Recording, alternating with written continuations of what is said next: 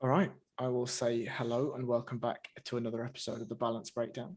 And today we are joined, as usual, by our trio of musketeers. Before we do our proper introduction, I think we should all just give Robbie a nice little round of applause as he holds up. Go on, do it. Show everyone. No, who cares about that? Show the medals. Okay, they might not show the color very well over the camera. That looks blue to me. It looks blue to me too. It's not blue. It's purple. I wanted to have that as an announcement, and the fucking camera screwed it up. I got it today. All right, here's the medals. Indeed. So Robbie entered into Brighton Open and All Stars and absolutely smashed the Brighton Open and came second in a division that he absolutely shouldn't have been in at All Stars. So a massive congratulations to you, Robbie. It's always good to see people winning, and it's always good to see you double-legging gentlemen through the air. So that's Thank you very much, Harry. You're so much more polite and complimentary as soon as the recording starts. Yeah, I mean, you're also a appreciate twat for it turning up all 6 the minutes same. late, but you know these things do happen. And also, fuck me, congratulations on the purple belt, mate. That's Thank you, awesome. That's awesome. Cheers, mate. Great I'm actually, stuff, I'm actually fucking chuffed. So Yeah, so you should. That's brilliant. Right, well, enough of that nice stuff. We'll crack on with the news. So, first bit of news: Rod Tang is fighting Demetrius Johnson in one championship. I was corrected just before we started. It's a 4-round fight, mixed rules. First round tie, second round MMA, third round tie, fourth round MMA. Is the general consensus that if DJ gets out the first round, he is absolutely mauling Rod Tang on the ground? Yeah? Yeah. All right, Yeah. excellent. All right, Yeah. excellent. Great. yeah. I mean, he just needs a safe first round. He just needs to get through it, basically, which I think he probably will. I mean, He might, might and he might not. I mean, like you're talking about, Rod Tang is a fucking animal. Yeah. And it's going to be small gloves as well. So the dangers in round 2 will be a lot higher for Rod Tang than there will be for Mighty Mouse in round 1. But the dangers for round 1 and Mighty Mouse are very legit. And I'm very excited. You know, I love this. Like, this is just taking me back to the Pride FC days, just crazy matchups, some things that don't make sense, but are just purely entertaining. And I'm all for it. And in the stage of Mighty Mouse's career, I think this is a great move. Let's have some fucking fun, is what the famous saying is. Yeah, I'm delighted to see this fight. And like Mighty Mouse, this is coming at the twilight of his career. And this is the type of fight that obviously he wants to be in right now, rather than pushing for more gold or more championships. So hopefully he's making a bag of money for this. you know what? I quite like that he's trying Muay Thai, but this fight is so unnecessarily gimmicky. Like alternating different rule sets, like have them fight Thai and have them fight MMA and do some third thing. I don't think it's close, right? Like if they fight 3 5-minute rounds of Muay Thai, DJ's probably getting stopped. If they're fighting 3 rounds of MMA, Rod Tang doesn't make it out of the first round, right? So it kind of makes sense that you do the hybrid rules, right? Like, well, that's the thing. If they did a traditional Muay Thai fight, if they did 5 threes, you know DJ would last 3 rounds because that's the way you fight Muay Thai. So it wouldn't be that entertaining to watch. This kind of hybrid, it puts a bit of jeopardy into it. Rod Tang knows himself he's got a round to do some shit. Otherwise, he's going to be in trouble because he's going to have elbows in his face. He's probably shitting it, thinking I'm going to have to finish this fucker quick. Yeah. He's also, the thing is, Rod Tang isn't the fastest starter either. But admittedly, that's against other Muay Thai athletes normally. I mean, it's the whole complete shake-up, but he's not, he doesn't come out of the gates super quick. So I think it puts it very heavily in DJ's favor. That's like normal for like Muay Thai style fighter anyway, who generally like to start slow and build in. And it'll be interesting to see if he changes that up, because he's going to fucking have to. Let's be real. He's going to have to try and change it up and get Mighty Mouse out of there in round 1, because he's going to have his ass on the mat in round 2, no doubt about it.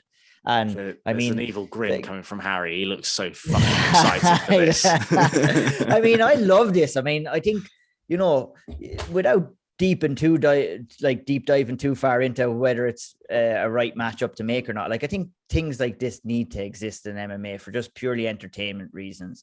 It's something that we've always kind of had through the years, like with those strange matchups in Pride FC and kind of like the gimmick that PFL are doing right now with the league format. And I think, while it's nice to look at the serious side of things and matchmaking and stuff like that, having fun fights like this, I think, is really important to have in the MMA world, and having something to look forward to. Now, if DJ was 5-10 years younger and he was in the height of his career and then he was having fights like this, then maybe I'd be like, well, he should be probably he doesn't know anything to anybody. He's a legend of the game already, and he's putting his legacy on the line against Rod Tang too. Because if Rod Tang can go in there and take him out in round one, that'll be what he'll be remembered for. He'll be after getting finished in 2 fights in a row. So I'm really looking forward to this. I was delighted when I seen it announced. I can't wait to watch it. I'll be all over that shit, man. Can I maybe put a point about DJ in the whole one thing? Doing this hybrid fight, is it kind of their last attempt to milk a bit of the DJ experiment out? Because his MMA side of it hasn't really brought the eyes to one that they thought it would. He was not as dominant as they thought he'd be. Is this like their last attempt to kind of milk a bit of like the cash out or the cash cow? Because he's probably not going to be their champion in MMA. Maybe. I mean, for me, I don't really like this fight for DJ. I like the fight, right? I like the fight, but for DJ, I don't really like it because, as you say, to me, it's a bit of a rub. If DJ goes in there and wins, you're like, yeah, he should have fucking won. He knows how to strike, and then he took the guy down and choked him. Grand, right?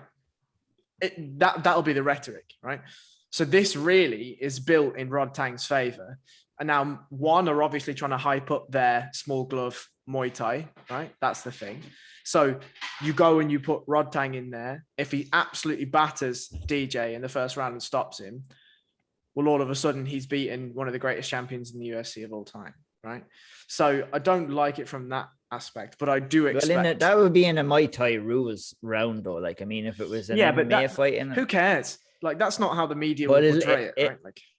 I think the media knows what this is going into it, and they know what it could be, no matter what happens anyway. Like, I don't think that if Mighty Mouse was to lose to Rod Tang, that it's going to completely destroy his legacy and all the work that he's done. And there's been plenty of other fighters that have been involved in these kind of fights as well, like in the old Pride days when you look at Crow Cop and all those guys who were in kind of fighting wrestlers and fighting these guys in these special rules bouts as well. So like, this is a thing that's kind of attached to Japanese Asian MMA, and if it was to happen maybe stateside, it might be a little bit different. But I think we've kind of come accustomed to all these crazy kind of matchups that have come out of Asia and Asian promotions. And yeah, I know it might not be everybody's cup of tea, but I'm all for it. Fuck it. Back to the Pride days. Let's get Bob Sapp in there. Let's fucking start throwing some soccer kicks and shit. And let's start going crazy, man. Man, you go to Ryzen for that kind of thing. Yeah.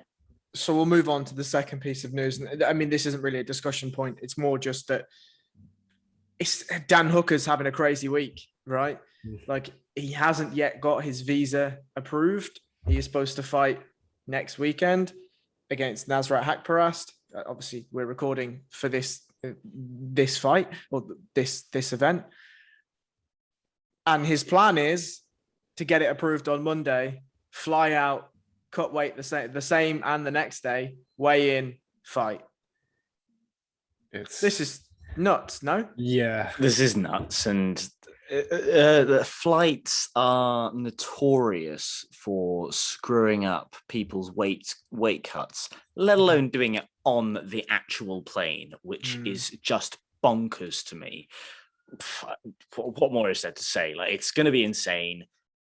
I think we said before the podcast, he's probably going to miss weight, but I don't think anyone should hold that against him.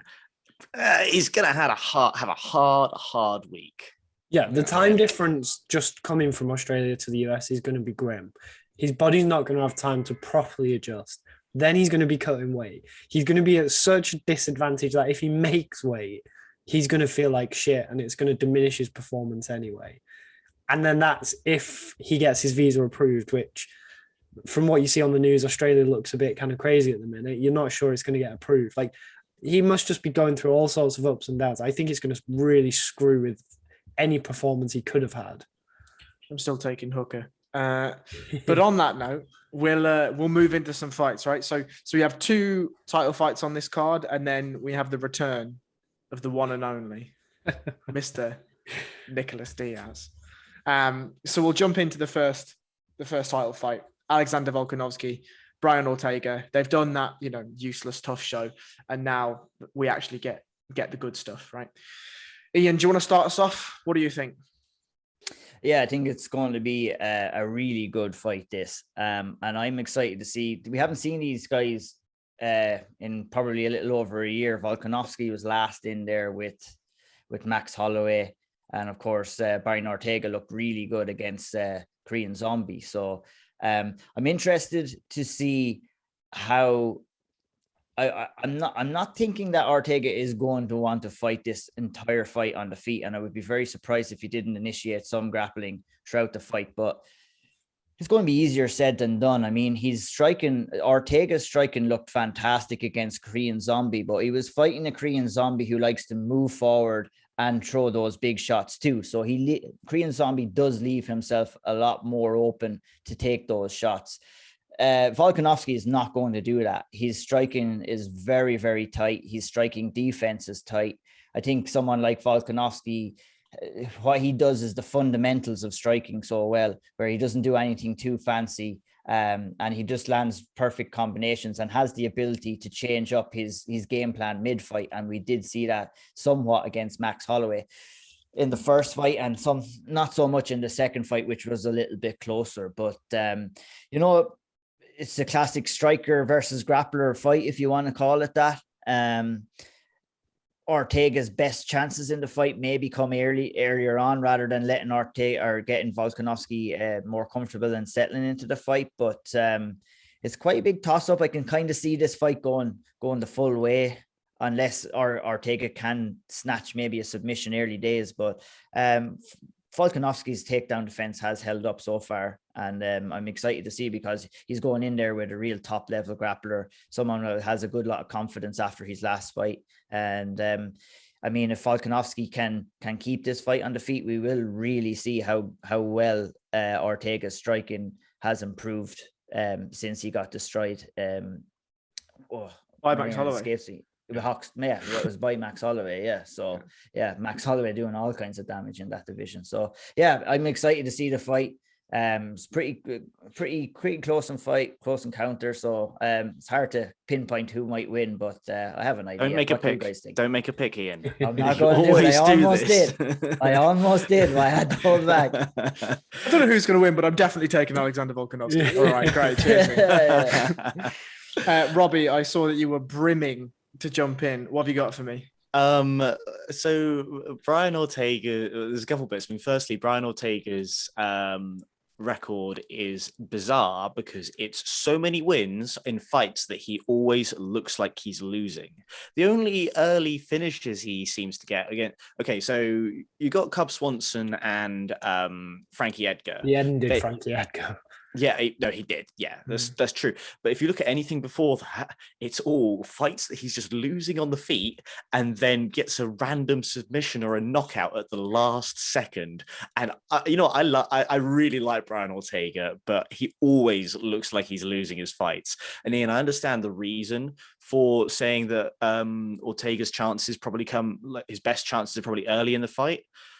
It's just not historically what's happened to him, though. Historically, he's just had the most bizarre setups. And I think it is a question really of how much better his striking really is. I mean, obviously it's tremendous in comparison to what it was. But Korean Zombie is one guy, and brilliant striker as he is, it's a different style to Volkanovski. I do think that if Brian Ortega wins, he's going to end up fighting Max Holloway again, and I can't see it going any other way. But I think the difference with Volkanovski versus Holloway is Holloway's game is built on distance control and rangy striking. Volkanovski just doesn't have the same kind of reach. His heavy leg kicks are going to probably provide Ortega a lot more chances for a scrambly takedown of sorts. I think this will be a lot closer than, well, I think it could be a fairly close fight. I think it could be fun. And it just depends how much better Ortega's striking has got in the meantime. See, I don't know. So I agree on the points. Obviously, Ortega, you say he looks like he's losing. I mean, he's almost definitely losing those fights, and then he snatches them from the jaws of defeat, right? But I also think, he came into the UFC at 8-0, and he was at the time just a submission artist, essentially, right? He took 2 years off after the Max Holloway loss. And obviously we saw the uppercut against Frankie Edgar. So it was clear that between the Cub Swanson, Renato Moicano, Frankie Edgar fight, he'd been working on his striking. But obviously the vastest leaps came between Max Holloway and Korean Zombie. Now, the one thing that is very interesting in this fight is if you're Max Holloway, you don't want to be on your back, right? Yeah, Max Holloway's got some nice submission skills, and we've seen that before in his career. But if you're Ortega, not Max Holloway, is that what you're talking about? No, like Max Holloway. Like if you're Max Holloway when you're fighting Volkanovski, you don't want to be on your back, right? No. But and I'm saying like Holloway can submit people. That don't get me wrong, but he doesn't want to be there, right? If you're Ortega, you don't give a fuck. You'd be happy on your back, So I think that gives Ortega way more freedom, and actually will make Volkanovski's striking more tight, in my opinion, because you don't want to be throwing heavy leg kicks. Ortega, as we know, isn't a man that's going to shoot a blast double across the cage and take somebody down. That's never been the way, right? He uses more jiu-jitsu centric takedowns, arm drags, leg trips, etc., etc. But you don't want to be hanging a low leg out there for too long, because he'll grab hold of it and he may well pull you into something, right? So if you're Volkanovski, you may want to push him against the fence and grind him out, as he's known for. But you may also end up getting jumping guillotined if you do that for too long, right? So I think this is a really interesting tactical matchup to see how Alexander Volkanovski is game planning and how Brian Ortega is game planning. I think Ortega may look better than he actually is in this fight because of that ground game. And I'm not saying Alexander Volkanovski is a scrub on the ground, but why would you bother going to the ground with somebody as dangerous as Ortega if you don't have to, right? So those are my thoughts. Lee, do you want to round us off? Yeah, so I think I'm not going to add any kind of great insight apart from, for me, Volkanovski's fight IQ is considerably higher than Ortega's. And what may start as kind of some jeopardy at the start of the fight, or there's going to be moments of jeopardy. This is a very, very close fight. Yeah. And there are going to be moments of risk for both guys. I think Volkanovski's way better to adapt to that and change his game plan. And you saw it with the last Max fight, whether you thought he won or not. He knew how to change just enough to scrape around. I think Volkanovski can rack up rounds quite quickly, kind of by accident, just winning rounds, where Ortega might land the biggest punch or he might pull guard or something like that, which is more exciting. But when you're judging it, Volkanovski knows how to win a round. And I think when it comes to scoring, that'll play a bigger part because it is that close. I agree. Well, let's move to picks then. Ian, go on, get out of you. Yeah, I'm busting at the seams here. Yeah, I think what Lee said was absolutely perfect, and it was the final point that I was going to nail home on, was that when it comes to this fight, and it's going to come to fight IQ and fight tactics, and we have seen the ability of Alexander Volkanovski to be able to change up his game plan mid-fight. We haven't seen it as much from Ortega's side. And I feel that if Ortega hasn't fixed that, if he doesn't come in here with a plan B or maybe a plan C, because, this fight could go one of many ways, he might find himself in trouble. I can see this fight going all through all 5 rounds, and I can see Volkanovski picking up the decision at the end. I think the biggest defining factor in this fight will be immediately impactful shots. And I think that Alex Volkanovski will be the one who lands the more ones of those kind of shots, and he'll go on to take the win. So Volkanovski by decision. So I completely agree with that pick. And the reason why I make that pick is similar to your thoughts. I think Volkanovski has a deeper arsenal of fighting, and I will always pick the fighter that is either got a higher fight IQ or is a higher technician. I don't think Alexander Volkanovski is necessarily more technical in areas, than Brian Ortega, especially if Brian Ortega comes out and looks as good on the feet as he did against Korean Zombie. However, the fight IQ, the decision making, the ability to win rounds, Alexander Volkanovski does that all day. That's his bread and butter, right? Whereas Ortega, as we've seen, is more than happy to rely on the knowledge that he may snatch this from the jaws of defeat. Now, we could see Ortega come out, be excellent on the feet, and end up catching a submission. We could absolutely see that, right? I don't think that's out of the realms of possibility at all. However, I think Alexander Volkanovski is a vastly underrated fighter, a vastly underrated champion. And I suspect he's going to be too much for Ortega over 5 rounds. Lee? I think this fight's ridiculously close. And it's kind of taking a pick on something that's really close is really difficult. And I think for me, it does come back to that fight IQ. I'd more than happily hold my hands up and say I was wrong if Ortega wins, because I think it could go that way. I think there's going to be moments where you think, shit, Ortega might have it here. And I think there's going to be a lot of kind of big moments in the fight. But over 25 minutes, I think Volkanovski will make enough adjustments and figure Ortega out just to win a decision. Robbie, please don't agree with us. I almost completely agree with all of you in that it's going to be very close. But to be honest, I'm mostly just interested to see how Ortega's striking has developed and how they match up, rather than I'm confident about it. Because to be quite frank, we've only got one fight since he's clearly done a lot of work. Yeah, it's a massive unknown, so it's hard to pick. I mean, it does make a lot of sense to pick Volkanovski due to fight IQ and this distribution of skills. But quite frankly, I think it's going to be Volkanovski winning a decision, edging out every single round, and at the very last second, Ortega will just snatch up some stupid guillotine, and I love that. Let's go jiu-jitsu. Hey, don't underestimate Volkanovski. He's had Craig Jones with him for a while, so he might get a heel hook. Not likely, but I think about this fight as well is that the fact that coming into this fight that Alexander Volkanovski has won 19 fights in a row. Yep. And I mean, that can't be snuffed at, and that is not easy to do. So I don't think he's getting nearly enough credit for that. And like we've all said, he's somewhat a little bit underrated because of that. And probably is dealing with the effects of having a close fight in his last fight with Max Holloway, which in all realistic manners could have went anyway. I mean, that was a really close fight. So look, I'm excited to see. It's a fascinating matchup between these two guys who have like different styles of fighting. So I'm really curious to see how it all. It's a really, really, really good fight, and I can't wait to see it go down. So we'll move on to the second title fight, which happens to be a less good fight.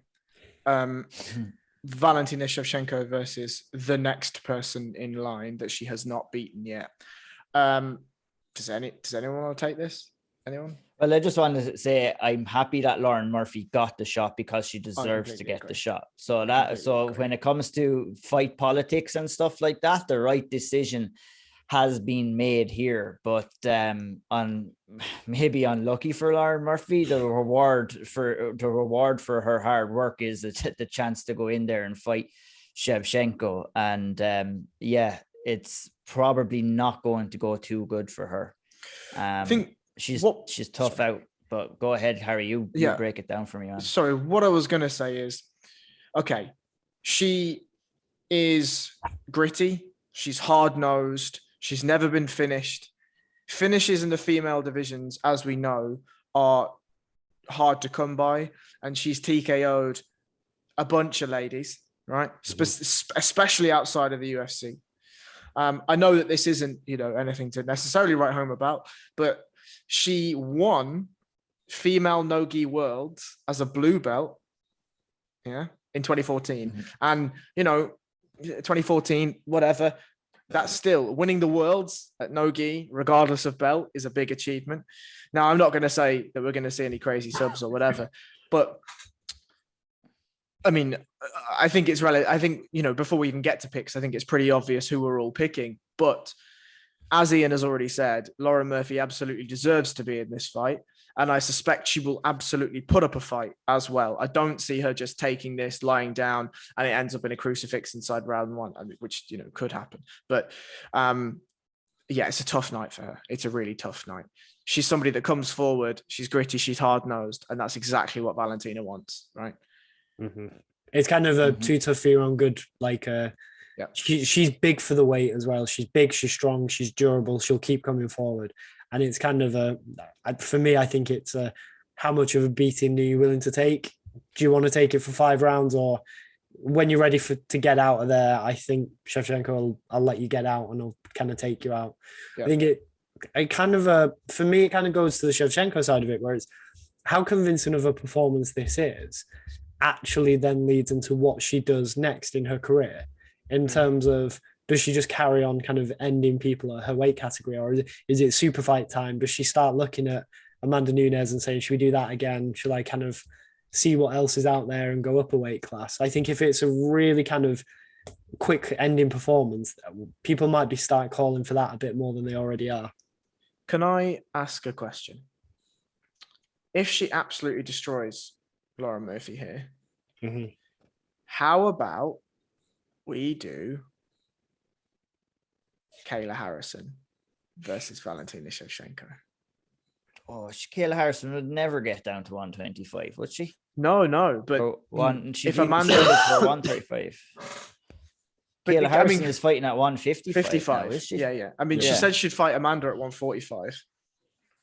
Yeah, it'd be a tough, I don't know. I'd be more thinking along the lines that UFC are going to try and push maybe a fight between Shevchenko and the 115-pound champion, whoever that may be, maybe the winner of Rose and Wei Li. I think one thing that has hindered the progress of Shevchenko's career now, if you want to call it hindering, is the fact that she landed as the 125-pound champion after the fact that she's fought Amanda Nunes a couple of times, and after the fact she's fought a couple of the top level fighters at 135.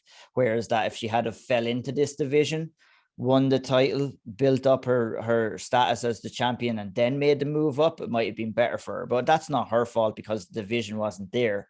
But that, I'm not too sure if I want to see her in there. I seen the last fight between Nunes and Shevchenko live. It was a phenomenal fight, great fight.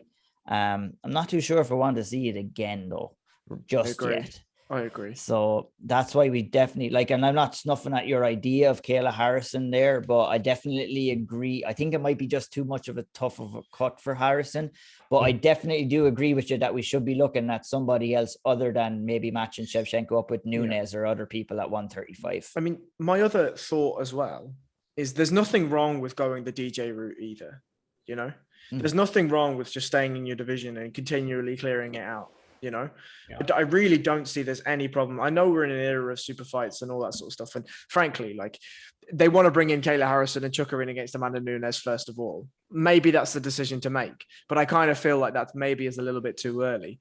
That's the reason why I floated the Valentina thing. But if Valentina just stayed at 125 for the rest of her career and racked up, however many title defenses she fancies, I'm cool with that, I'm absolutely. It plays into the UFC's business as well, because you have a title fight on a card. You often will have 2 title fights on the card if she stays at the weight, but also your co-main event is going to give you some level of excitement where the crowd's suddenly up for it. That momentum's there. Everybody's kind of bolstered by it. You go into the main event, and then the UFC can cut a promo on the crowd and all that. The UFC like that shit. Absolutely, they do. Absolutely, they do. I think for this one, go ahead, Robbie. Sorry, excuse me. I was just going to say, I'm glad that we've managed to talk about a Valentina Shevchenko fight and not talk about the same stuff that we always do. She's going to annihilate them. What's she going to do? This division is great, but also kind of sucks in a weird way. It's that we did talk about Amanda Nunes again, which we always do, but I'm glad that we've had a slightly different conversation this time. I mean, it's tough though, right? It's tough with Valentina. Well, it is because they're all the same. It's she goes in there, she destroys. There's not a whole lot of there's not enough people in the division to create lots of new blood. So it is quite a stagnant division in a lot of ways. Yeah. Yeah, it's very hard to talk about new shit. It really is hard to talk about new shit. Do we move to picks? Come on, Ian. Come on. Yeah, well, I think this is a kind of not a thing where we're going to argue too much about the fighter, maybe the method. Obviously, I'm picking Valentina Shevchenko to get the win. What really entices me watching, it's not the matchup. It's more so what performance we're going to get from Shevchenko. I think being a dominant champion, you can only kind of get in the rounds and eke out your decisions for so long. I said it about Kamaru Usman a couple of fights ago that if he was to move to the next level, he's going to have to start finishing his opponents, and he's started to do that. And now people are he sure did listen to me. Yeah, I wonder. I'm still waiting for the check in the mail, but whatever. Yeah, but like he's done that now, and people are starting to talk about him as being one of the pound for pound greatest fighters. Whereas that before he started doing that, people were questioning his ability. And I think Shevchenko kind of falls into the same radar here, is in that what is going to be motivating her, and motivating her is putting on a good performance and trying to maybe finish Lauren Muller or Lauren Murphy, and maybe trying to get a submission over someone who has some really decent grappling as well. So, I think it's a toss-up what way it could go. I think, we could see a TKO, we could see a submission. I'm probably going to go for a third round TKO for Valentina Shevchenko. Lee? I think the toughness of Laura Murphy will shine through. I think she'll stay in there a relative while. I think it's going to be kind of third, fourth round. But I think Shevchenko, off her more recent fights, has been really trying to showcase her jiu-jitsu and the ground game. I think she's really going to try and get a sub, so I'd have to go sub Shevchenko. Yeah, I agree. I don't think it's a sub though. Shevchenko's top game is fantastic, and when she gets you to that crucifix, it's done. I mean, Caitlin Chookagian is a John Danaher brown belt, and she had absolutely no answer for that top game, right? And that's no reflection on Caitlin Chookagian's jiu-jitsu. That's just how good Valentina Shevchenko is on that top. Mm-hmm. And I think what's probably going to happen is you're either going to see Valentina mix in some early trips, right, which she's fantastic at from that tie clinch. Lauren Murphy will obviously then try and engage. And I find Lauren's going to find her way to the bottom, and Valentina will find a crucifix late on. But I completely agree with you guys that this will be a late one. I could see it being fifth round, if I'm truly honest. Lauren Murphy is tough as fuck, you know? She is. Yeah. I think if anyone had a spare $10, 10 euros, 10 pounds, whatever you want to call it, I would be throwing that on a Valentina Shevchenko submission.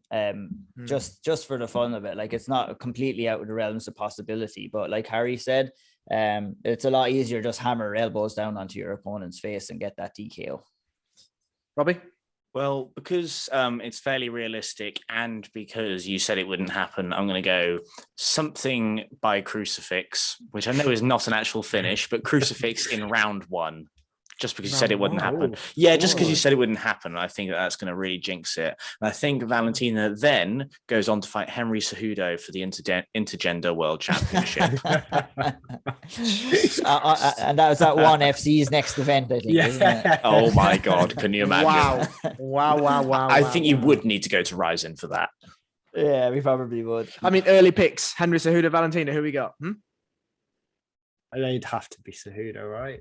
I'm taking Valentina by absolute stomp show. Let's go. Let's go. Valentina head kick KO in the first 10 seconds. I mean, I'd love to see that. That'd be awesome. Valentina has at least a 10-foot, height advantage, reach advantage.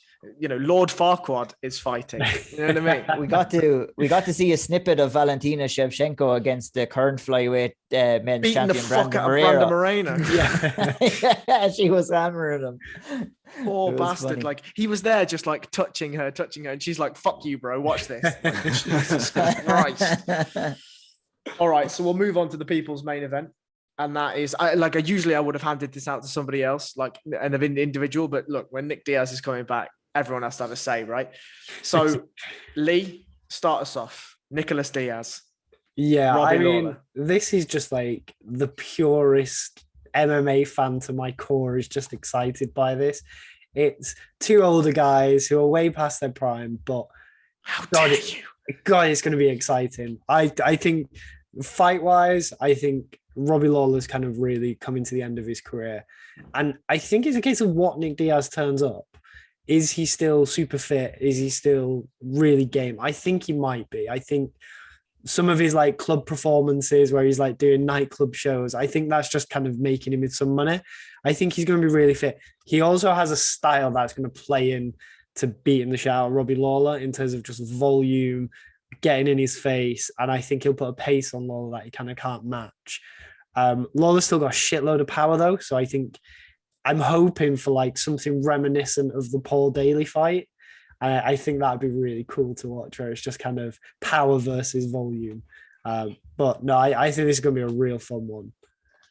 So I think my only argument with that would be we've seen Robbie Lawler against Colby Covington where he just didn't know what to do or when to throw or how to throw. But obviously that was Colby threatening the takedown. And, you know, those were the reasons why he was in such a situation. I think the fun of this fight is, one, we have no idea what Nick's going to look like, right? Yeah. MMA is a game that moves ludicrously fast. And Robbie Lawler has been actively training the whole time, meaning he hopefully has been actively evolving at somewhat cadence with the sport, right? Nick Diaz seemingly has been doing his triathlons and keeping himself physically fit, but hasn't been training, hasn't been in the gym at anywhere near the level that he would need to be, you know, what he was.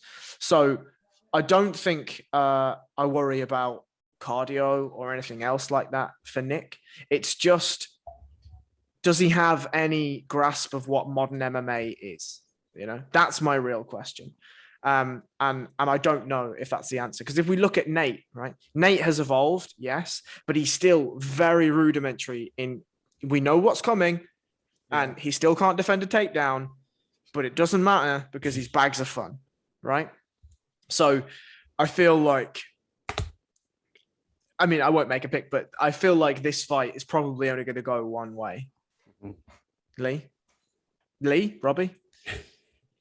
Yeah, I know we're easy to mix up, me and Lee. Yeah, Nick's been out for a bit of a while now. So, yeah, we'll have to see how that goes. I mean, to be fair, he has been training with Nate, and, you know, he will be a regular sparring partner of Nate's, and he will be there getting ready. And yeah, again, to echo what you said, I don't think fitness is going to be any issue at all. But Nick Diaz is both of the Diaz brothers are very easy to game plan against. You know, it's been a long time since they fought before. And I think at the time, Nick Diaz was probably a lot harder to game plan against. I think Robbie Lawler was probably a lot more immature and probably not so able to follow a strict plan like that. Nowadays, I think the shift with maturity and lack of recent fight experience, I think we know how this one's going to go, really, don't we? Ian, round us out. Yeah, I pretty much agree with what you guys have been saying. Are you going to have to get someone really controversial on so that we stop agreeing on everything? Yeah, I know. We're all so like-minded, hey? But I'll try to put a different kind of a spin on it with, you know, I think with Nick Diaz coming back and us being like the hardcore MMA fans that we are, you know, we have that sense of nostalgia about Nick Diaz coming back. We have that sense of excitement about him coming back. We want and we hope to see him coming back and fighting like the old style Nick Diaz, but the realities and the facts around the whole situation would suggest that we're not going to see too much of old school Nick Diaz here.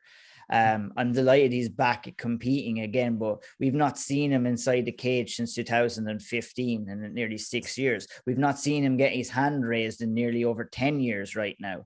So those are the facts of the situation here. Robbie Lawler has been constantly active and has been active up until last year. That's going to pay him huge dividends coming into this fight, I think. I think we're going to see a really exciting first round, and then depending on how the fight goes, if it goes further than the first round, maybe it could be getting sadder and sadder as the fight going on. And I hope we don't see that. I mean, I feel guilty or feel sad even saying those words out loud about Nick Diaz, but we have to be fucking real here. Mm-hmm. The lack of activity that Nick Diaz has had, the lack of activity that he's had over the last 10 years. Yes, he's probably been running a few triathlons, but he hasn't been a gym rat. He hasn't been constantly in there honing his skills. Whereas Robbie Lawler has kind of developed into a newer fighter. Nick Diaz will be facing off completely new Robbie Lawler when he gets in there in comparison to that first fight. The first fight, both guys were very young. The shit talk got on Robbie Lawler's nerves in there. We have to remember back then when Nick Diaz was talking shit, there was nobody in the cage talking shit. He was the original shit talker in the cage. He used to say, "What are we going to do now, bitch?" and calling his opponents bitch and slapping. Like guys weren't used to that back then. And it's easy to get emotional and get attached to that. And that kind of made Robbie Lawler kind of open up a little bit too much, which left him open to get countered. And we saw what happened. He face planted down. I think Lawler's going to approach this in a more professional manner. Fight. If he doesn't get drawn in, he won't get drawn into shit talking or antics from Nick Diaz. I think he'll fight a fairly methodical fight and try and land his big shots. And in a strange way, I think, the 5 rounds was set out to be the advantage of Diaz, but I don't know whether it's going to be an advantage or a disadvantage. That's the question that we're going to find out when these guys go in on Saturday night, I guess. Yeah. Well, Ian, do you want to give us a pick? I have Robbie Lawler winning by TKO in round 3. Lee? So I think this fight's come 10 years late. I think if this was a 2011 Strikeforce main event, this would have been one for the ages. I think we're going to see some older gentlemen who, in Diaz's case, haven't fought for a while. I think the infamy of Nick Diaz is going to kind of get lost after this fight. I can see him winning a decision, but I think it's going to be a poor decision as long as the fight goes. Jesus. Okay. Robbie? I mean, I'm still going to put faith in the Diaz brothers' chins, and I don't think Lawler's going to finish him. I think that Diaz comes in with a terrible game plan, whatever that happens to be. Lawler beats him by decision, and then Nick Diaz says that he would have won if it was a street fight, and that Robbie Lawler couldn't kill him if it was a real match. I mean, a lot of that is probably absolutely fucking bang on, right? Like, it's probably absolutely bang on. We alluded to the fact that the Diaz's have the ability to portray winning fights when they clearly lose fights, and that's a skill in its own. Ian, if it happened in the street, you know how that was going to end. Oh man, they'd be dead, man. They'd be dead.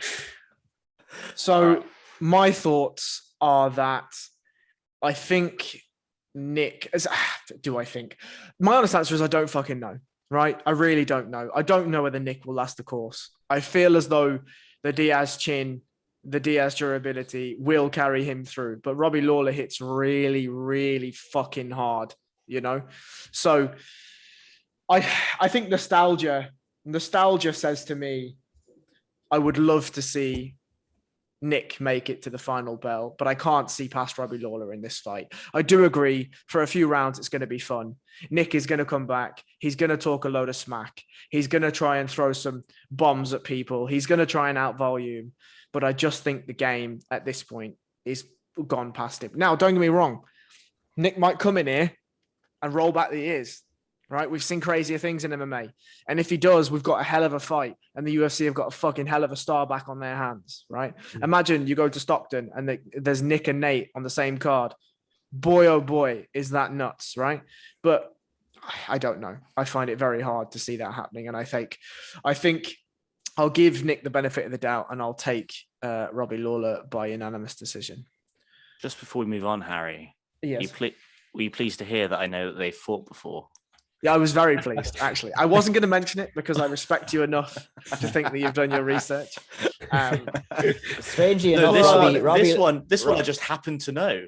Yeah. Robbie Lawler and Nick Diaz were supposed to actually fight as it was supposed to be Nick Diaz's MMA debut at the back in the day. So that fight fell through, and then they did end up fighting, and it's a kind of a perfect scenario, full circle, that they're back here again.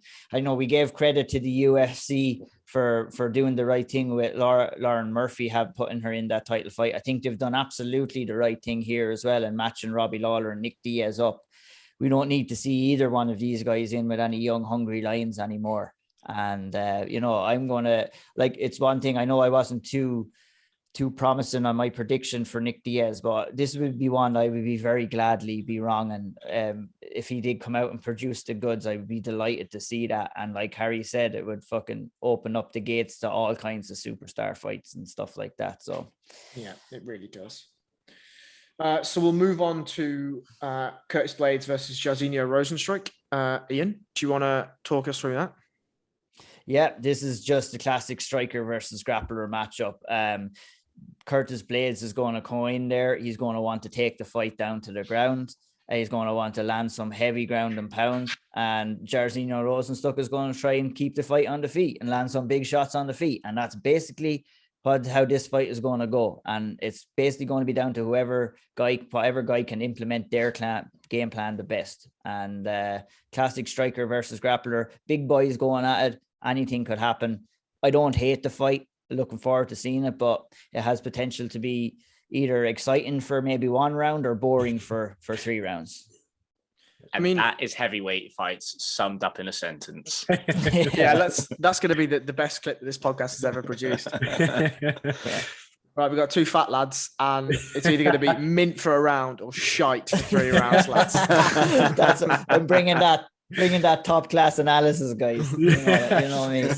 One day, I'm going to get a T-shirt for Ian, and that's exactly the quote that's going to be happening. Do it. I don't know. I actually enjoy Curtis Blades' fights, to be honest, because he doesn't, whilst he is obviously grappling centric and he does want to stay on top and take people down and grind them out, he definitely looks to finish when he's on the ground, right? He does look to advance his position. He does look to land that ground and pound. We haven't really seen Jasinia Rosenstrike on his back for long in the UFC. Well, unless it's Francis Ngannou putting him on his back. But I mean, these things do happen in MMA, right? Francis Ngannou puts everybody on their back. Yeah, and it doesn't have to be by a takedown. No, sir. So I actually really enjoy his style. I do think Curtis is going to be the bigger man. Jasinho's not the biggest heavyweight in the world, is he? You know what I mean? He was never the biggest heavyweight when he was in Glory either. So I am pretty excited for this. I do think stylistically, you have to favor Curtis Blades, right? He's been in there with heavy hitters before, outside of Francis Ngannou, and he's managed to come through. So yeah, I think this is Curtis Blades' fight to lose. Robbie? Yeah, I mean, wait, are we doing picks already, Harry? I didn't make a pick. Very well. Okay, didn't sound like that to me, but okay.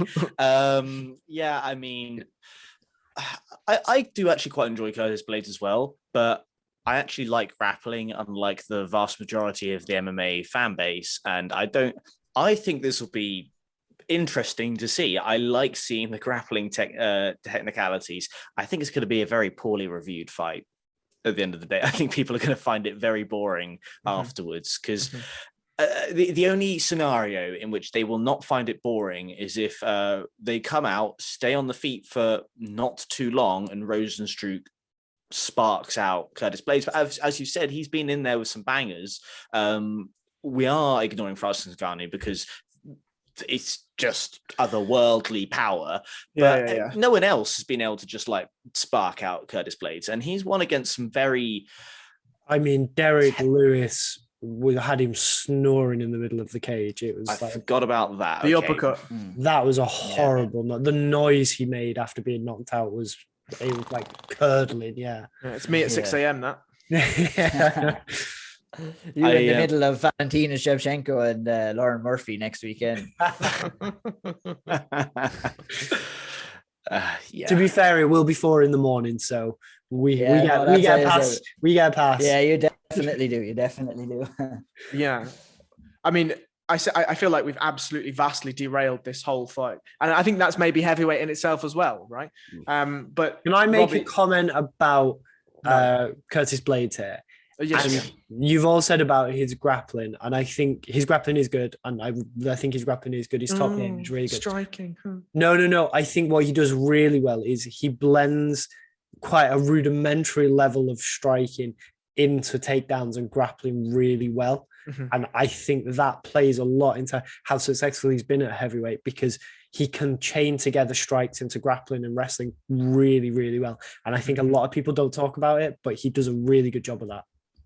I completely agree. Lee, start us off with picks, please. Cool. So I think I'm going to go against everybody here. And I think the size difference in terms of height and kind of Rosenstruck's quite bottom heavy. And Curtis Blades is one who want to get close to him to take him down. And I think that's going to be his downfall. And I can see Rosenstruck finishing him. Is that it? That's it. I'm not sure when, but I can see Rosenstruck catching him as he's kind of looking for a takedown. He's going to chase the takedown. He's coming off that knockout to Lewis, and you can't discount what that impact that has on your brain. And I think he's going to want to take him down quickly and kind of say, let's get him on the ground and get this over with. Get a kind of one fight after that fight done. And I think that's going to lead into him getting caught. I think if he's going to get caught, it will be early. But if I had to put money on it, I think I'd take Rosenstruck as a massive underdog on this, as I think you could win a bit of money. You know, I thought that Derek Lewis knockout was at least a year ago, and it wasn't. It was fucking February. Yeah. So that does kind of change my thoughts on this slightly. Because I think your point is absolutely valid, actually. That sort of head trauma, and I mean, it was a disgusting knockout, right? Absolutely fucking disgusting. Yeah, that's interesting. I'm still going to take Curtis Blades via third round TKO. I think Rosenstruck is tough. I do think that it's going to be difficult for Curtis to get to the positions he wants to be, but this is also heavyweight, right? And he will probably, if he can't get a graceful, technical takedown entry, he's just going to bull rush him. Rush, yeah. You know what I mean? It's going to be a massive overhand right into a double leg. But doesn't that and you're going to be able to Rosenstruck if Blades is just bum rushing him? I mean, it didn't help with Francis Ngannou, did it? You know, like I think heavyweight, the speed that these guys move, it's hard to catch somebody that easily, you know? Well, I mean, when you're talking about Francis Ngannou, he only has to catch you with half a punch as well. And I don't know, while Blades does have that power, I don't know if he has that Francis Ngannou type power to do that. Of course, he probably will. I think what you said though, Harry, is 100% what Blades should do here, and that is bum rush, and that will be a lot easier to do when this is in the smaller cage as well. Yeah, because there is not going to be too much room for Rosenstruck to get out of the way, and he may find his back to the cage a lot more than what he wants it to be in this fight. And I think when Rosenstruck's back to the cage, that's the invitation for Blades to get in there and get that takedown. And I can kind of see it going that way as well. Robbie, do you want to finish us off? Blades, I reckon, takes him down first round. They get tired. Rosenstruck's striking is not as good as it can be, and he's going to probably like TKO him or something in the second round with a slightly sloppier entry than the first. Wonderful. That's wonderful. Fuck me. You come here definitely for the high level analysis, lads, and that's what you fucking get. Right, Jessica Andrade, Cynthia Calvillo. Lee, please take us away, sir. So I think this fight is very much who continues in the division, kind of the upper echelons, and who kind of disappears. I think Andrade is in the point now of her career where she's at like the Uriah Faber stage, where she's not good enough to be the champion, and it's kind of the finding where she is. And then Cynthia Calvillo is kind of getting a bit of a rub for the UFC. She's coming off the Chukagian loss. I think for me, this is kind of Andrade having too much power at the weight category. I can see her putting a pace on Calvillo, showing her kind of some of that power, some of that strength in the clinch as well, winning. And then it kind of puts the UFC in like a weird place where they're like, well, who does she fight next? Because she's clearly not good enough for the upper echelons. That's the way I see it. It's a kind of who carries on at the kind of more ranked opponent level and who kind of goes backwards. I am going to make a really, really, really, really bold statement here. I don't think Calvillo is actually that good. Yeah. That's not too bold because I actually agree with you 100%. I think that her ground game is pretty fucking good, right? For an MMA base, it's pretty good. However, she's very small, and she doesn't seem to be able to ever get inside and stay inside to land damaging shots on fighters. It always seems that she gets caught going in and she gets caught coming back out. And that's a real problem when you are always facing a height discrepancy. And then the takedowns aren't usually there to get her to her ground game, you know? So I think this is probably in the words of Jasinia, a first round whacking by Jessica Andrade. And I know that we're not talking picks. I know I've just made one, but I just think it's as cut and dry as that. And I wouldn't be surprised. Go on. You're picking up all my bad habits now. He's not made a single early pick. I know. I've seen my act up here, Harry. What is going on? I know. I apologize. I can see Cynthia Calvillo being cut after this, to be honest. I would not be surprised. Robbie? Oh, I had not considered that they might cut her after this, but I mean, I quite like Andrade, to be honest. I think she's fun. I think the fights are always quite good, actually. Andrade, nobody questioned Andrade. Yeah, okay. I like the fight, so I'm just being optimistic, and because I know you're gonna spin it some way that I'm like hating on women's fights all the time. You are, but it's fine. I don't. I like good ones. Yeah, I mean, I like what Lee said about sort of moving to a more, I guess you're saying she's moving to a more gatekeeper type position, kind of. Yeah. I don't know if I've got anything more technical to add. Sorry, Harry, I know you need that really technical analysis from everyone, but I've not really got a whole lot more to add on what everyone said already. Fine. Ian? I think this is going to be quite a squash match as well. I wouldn't rate Calvillo too high. I think that Jessica Andrade is way better than her all round. She's going to be too strong. Calvillo likes to go in there and throw the jab at distance and try and set up a takedown off that jab. She's not going to have the ability to do that against Andrade. Andrade is simply too strong and too powerful of a wrestler, and she's going to be too powerful for her on the feet as well.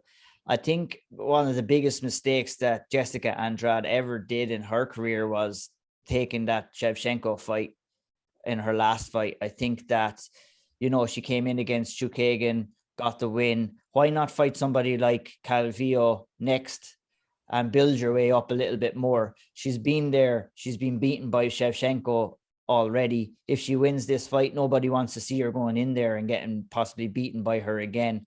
So I don't think that Calvillo will get cut after this. I think she's probably a little bit too big of a name, and it will only be her second loss in a row. Like, it's only her second loss in a row, man. She's headlined cards before, and she could go in there as an opponent of a big name and headline a card again on a fight night if they wanted to.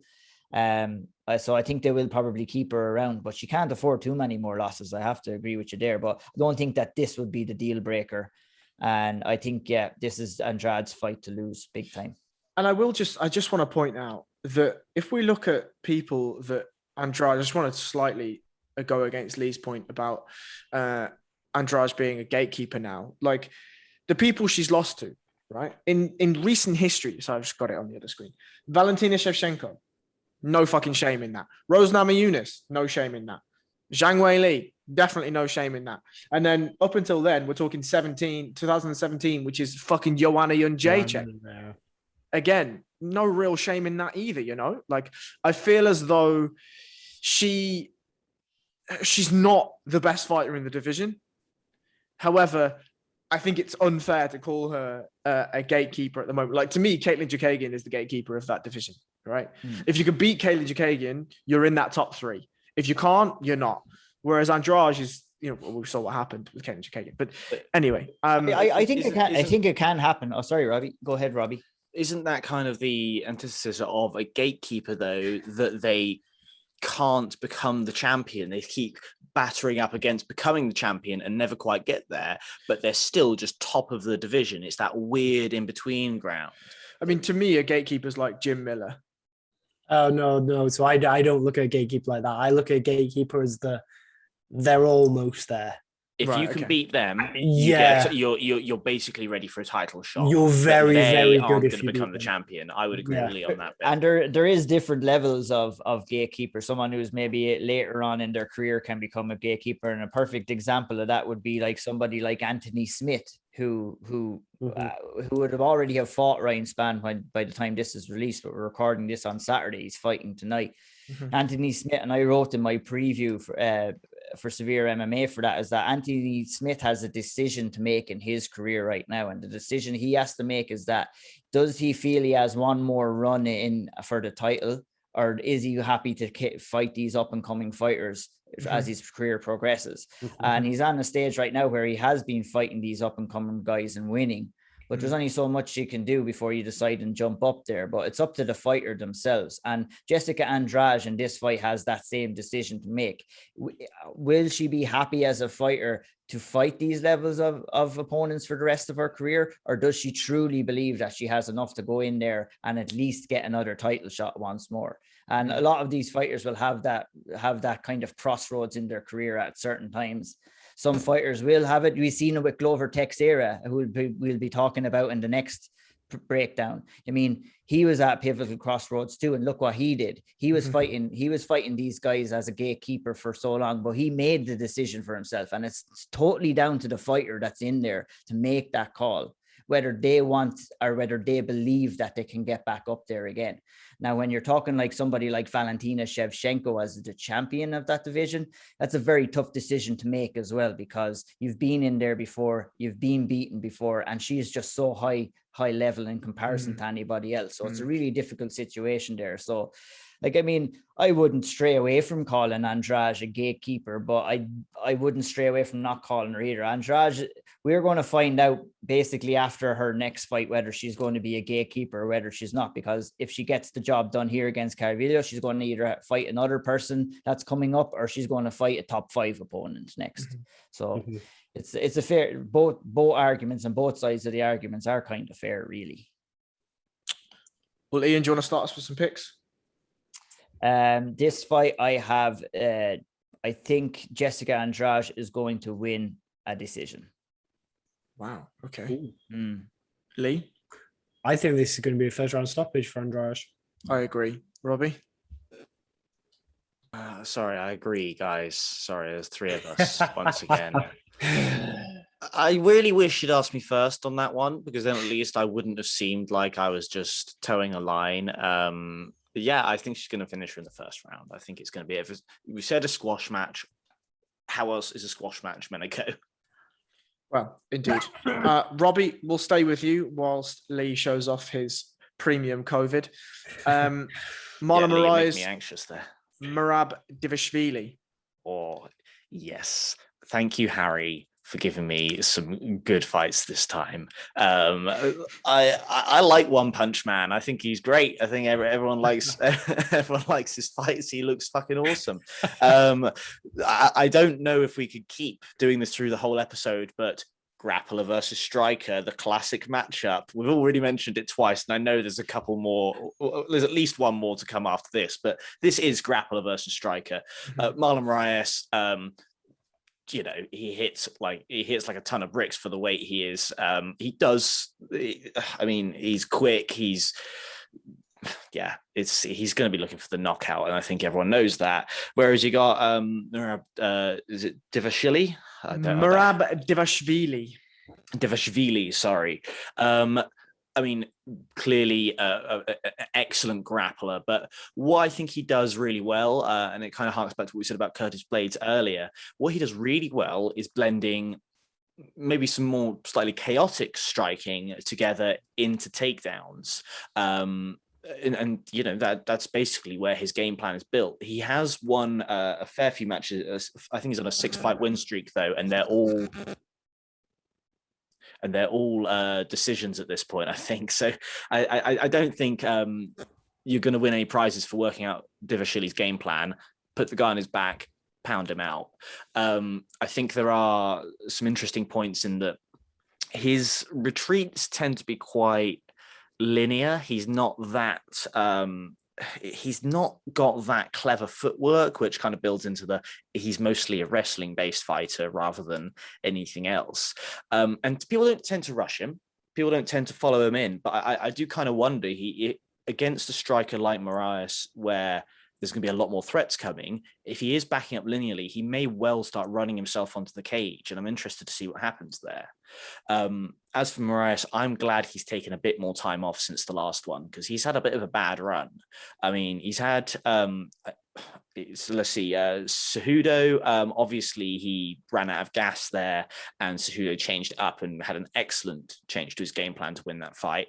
Jose Aldo, I know he technically won, but everyone seems to think he lost. Dana White thought he'd lost so much that he ignored the fact, the result, and just gave Aldo a title shot anyway.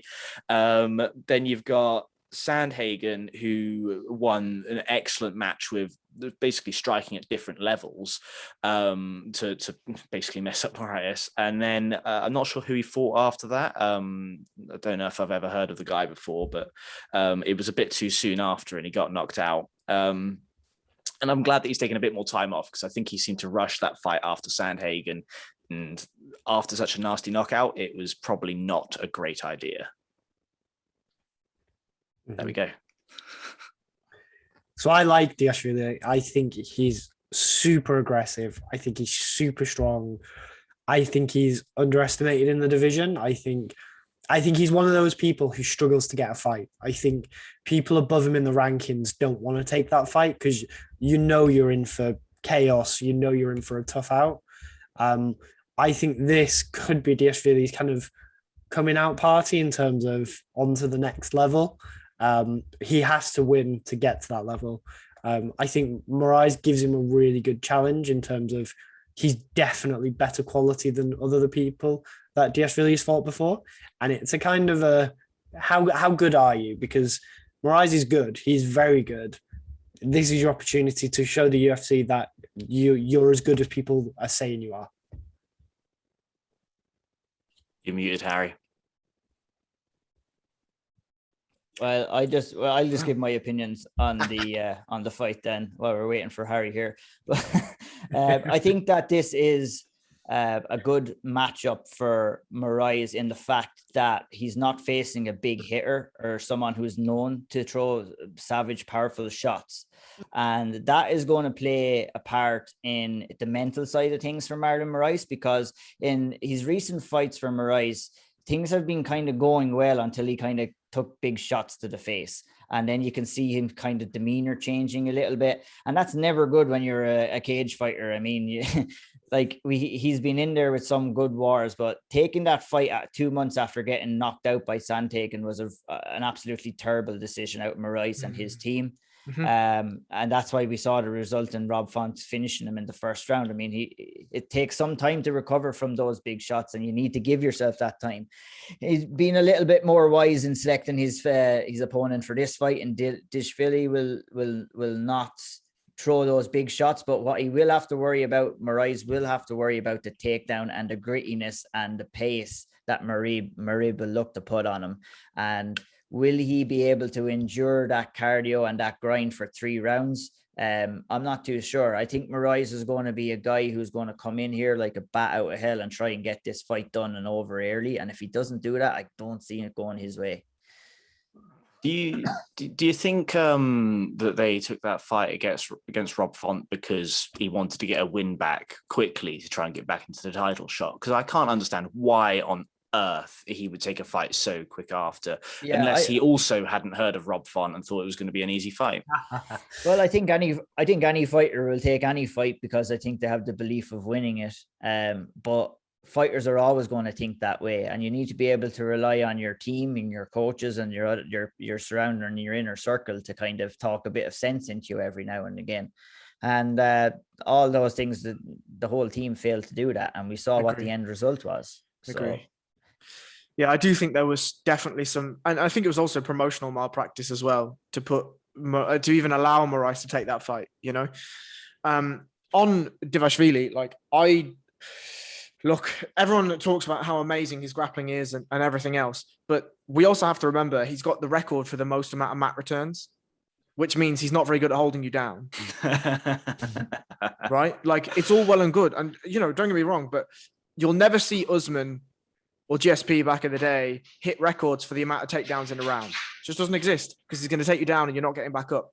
Right? Same for Habib. He'll hit 3 takedowns a round. 3 takedowns a fight, 5 takedowns if it's a title fight, right? You just don't get back up. So I think Marlon Rice, this is a relatively nice matchup for him. Divashvili, as we've said, is a bit reckless on the feet coming in. He likes to just bundle his way in. And Rice is more than willing, I think, to land big shots as and when he's coming in. It is a big test, I think, for Rice as well, because Rice, as we've said, he gets clipped once and then you're like, oh shit, I don't want to be here. And then his cardio drains and then he looks for a way out, right? So I think I like the styles matchup because we've got Divashvili is getting his first big name, right? And Marlon Rice has a nice step back. If he wins this, cool. Then you can go on and, you know, go and get a Rob Font rematch or whatever it is you want, right? But yeah, in terms of picks, I'm going to take Marlon Rice via second round TKO. Ian? I am going to take the Marib by decision. I think that he will weather an early storm from Moraes. Moraes might empty the tank trying to finish him, or he might come close to finishing him in round 1. Marib will probably survive and grind out takedowns and rounds 2 and rounds 3 and probably win a very close decision. Yeah, that's how I see the fight going. I mean, when you're talking about the levels of takedowns from Marib, we do see with fighters, they do want to take their fighters down, let them get back up and take them down again as a kind of a mental battle. But fucking Dishvili takes the piss when he's doing that. Like it's crazy.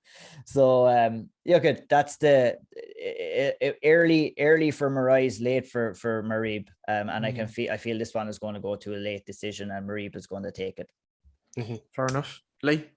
Yeah, I think Dishvili by decision. I think he's going to get caught and I think he's going to take some shots from Moraes early. But I think he's going to kind of just put a pace on him, out wrestle him. I kind of think it'll be not his coming out party, but I think people will understand that he is actually as good as people say he is. I'd love to then see him lead on to like a Jose Aldo fight. I think that'd be really fun to watch. I think Jose Aldo fucking whacks him. But I think it'd be a really good fight because Aldo's takedown defense is phenomenal. Yeah. And I think Aldo would destroy. I think Aldo would destroy this. Really, I think same. Yeah, same. Look, in the essence of time, let's move on because we haven't got long left. I'm going to talk about Dan Hooker, Nasrat Haqparast very quickly, and I'm going to talk about it. I mean, to be honest, this whole weight cutting sort of this crazy week that he has really, really thrown a spanner in my analysis. Like originally, I went back, I watched the last couple of Nasrat fights, and then I went back and watched Dan Hooker, Dustin Poirier, which was a phenomenal watch, by the way. And then Dan Hooker versus Michael Chandler, which was less of a phenomenal watch if you're a Dan Hooker fan. And the thing that came across here is Nasrat is a southpaw, right? Dan Hooker is an orthodox fighter. So obviously Nasrat has all the opportunities that you expect from a southpaw. However, there's 2 big differences that play very, very nicely into Dan Hooker's game. The first is that Nasrat fights going backwards. Dan Hooker fights going forwards. Fantastic. Dan Hooker, his footwork is levels and levels and levels above Nasrat's, right? When Nasrat circles off, he circles off square. A guy as long as Dan Hooker, you never, ever, ever want to circle off square, right? Because the teep from Dan Hooker is a serious weapon and he will catch you with it over and over and over again, right? Nasrat, in his loss, his latest TKO loss to Drew Dober, to be honest, it was strange, right? It was a straight right thrown as a jab, and it just sort of caught Nasrat coming in and folded him. Fine. Sometimes these things happen in MMA.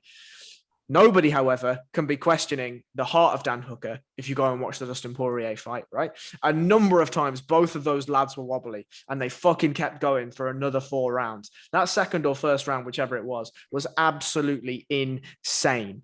Now, if we're talking about a crazy weight cut here, I do think that will deplete Dan Hooker terribly, right? But Dan Hooker is a serious fighter, right? He didn't get going against Michael Chandler. That's fine. But in terms of straight striking, I don't think Nasrat is anywhere near the level of Dan Hooker.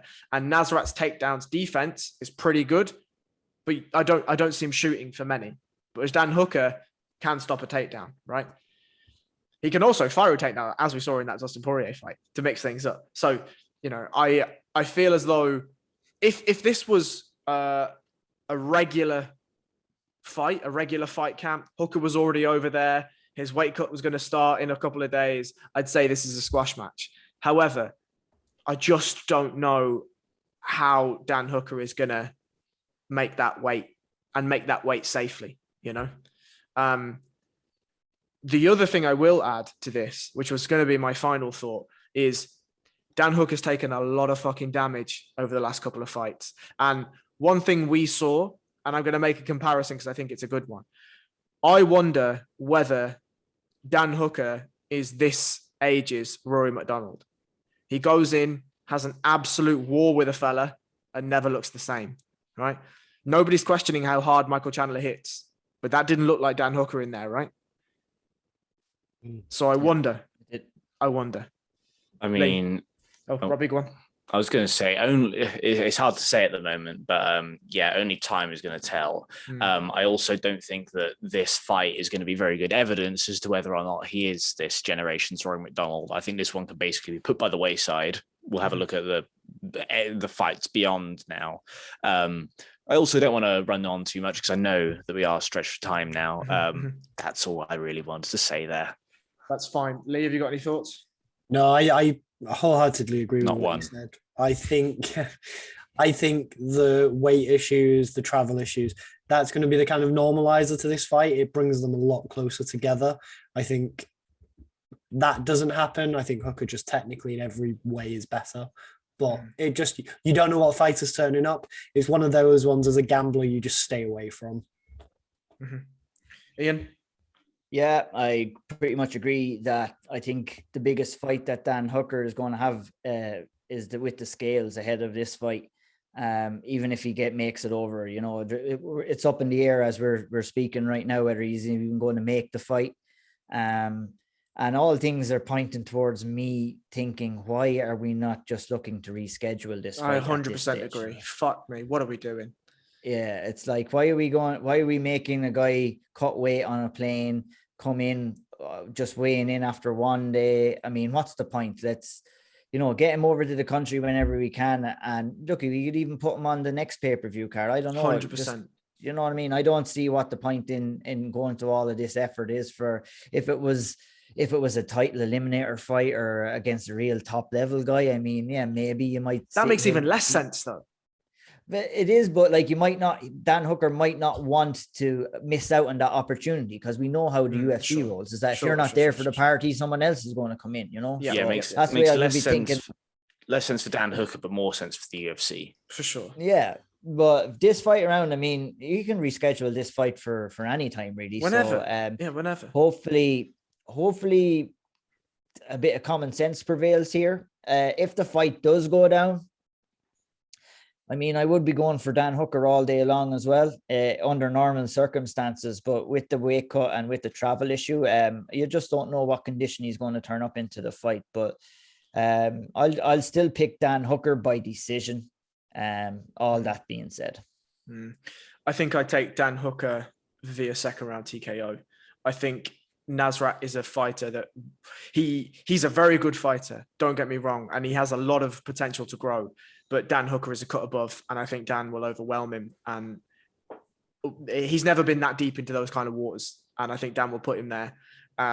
Lee, prediction, please. Okay, I think with the weight cut stuff, if he makes it, I think it's going to be a decision. I think he'll have his moments late where he looks bad just because of the weight cut. but I think his class is he's just a different class. Robbie? I would give this again to Dan Hooker by decision. To echo Lee, like I think he is a cut above, and I think his footwork is just so much nicer, and he's just got more tools. But he's going to be put through the ringer if he makes it at all. My prediction, if anything, is that this fight doesn't happen. I still don't think it will. That's a good idea. I think my one thing I would say, and I don't advocate for this at all, it's completely wholly unprofessional. If you're Dan Hooker, I'd be questioning whether you fucking bother making weight anyway. Just take the 20% cut and go in there without being super depleted. Do you know what I mean? Like if the UFC aren't helping you by saying, look, mate, don't worry about it. We'll put you on next month, come out whenever you're ready or whatever. Mate, think about your fucking health. Do you know what I mean? Like a win in the UFC, your win bonus. Okay, you lose 20% of it, but you're still going to get more money than if you fucking come in and cut all the way down and lose. You know what I mean? I mean, there's a fine line between not wanting to cut weight and not killing yourself to get to the weight This is what I think. And I think that if Dan Hooker comes in maybe 5 or 6 pounds over, like that, then he's risking the fight not happening anyway after all the effort. But I mean, if he's struggling to get down to 156, I mean, come in at 157, 158 after everything he's been through. I don't think there's too many people that are going to be complaining all that much. No fucking way. I think we all kind of agree that I think we're all kind of hoping in the back of our minds that this fight doesn't happen. I agree. That's just been a thing for the duration. Sorry, not much time. I was going to say that's been a thing for the duration of COVID. All these fights have not been as good as they could have been otherwise.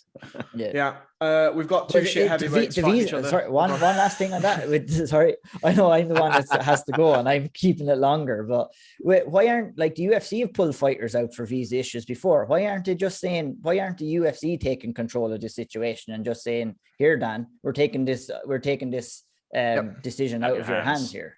Yeah, so they could be doing that too. Right, we've got two shit heavyweights fighting, and then we've got a female flyweight fight that probably doesn't mean anything. And then we've got Carl Robinson versus Nick Maximov, and Carl Robinson's probably going to whack him. And then we've got a welterweight bout that nobody cares about. And that's the fights, lads. Easy pick for fight of the night is, if it makes it, it's Nick Diaz versus Robbie Lawler, right? Are we all in agreement? We're all in agreement. Fantastic. I would like to see Ortega. Ortega. I think Ortega and Volkanovski might take that mantle as well. Yeah, I think that's a fucking fantastic option. All right, that's it. The fights are done. As always, a pleasure. Sorry if I didn't cut it short. Next time we will try and make it not an hour and 45 minutes. But yeah, as always, I'm grateful for your time, boys. Thanks very much. Thank you, Harry. All right. Thanks, lads.